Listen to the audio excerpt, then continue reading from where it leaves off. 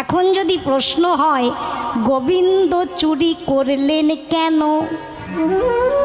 আচ্ছা মা, তুমি যাকে খুব ভালোবাসো, সে যে কেউ হতে পারে, তোমার সন্তান সন্ততি পরিবারের আত্মীয় স্বজন যেই হোক না কেন, যাকে খুব ভালোবাসো, সে যদি ভালোবেসে তোমার কাছে কিছু চায়, তুমি দেওয়ার মতন হলে দেবে কি না?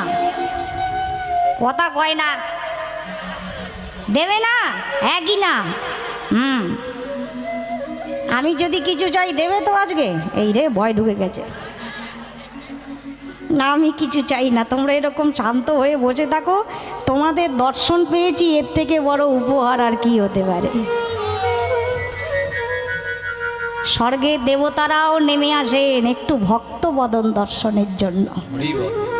স্বর্গের দেবতাদেরও এত ভাগ্য হয় না কীর্তনিয়াদের যা ভাগ্য।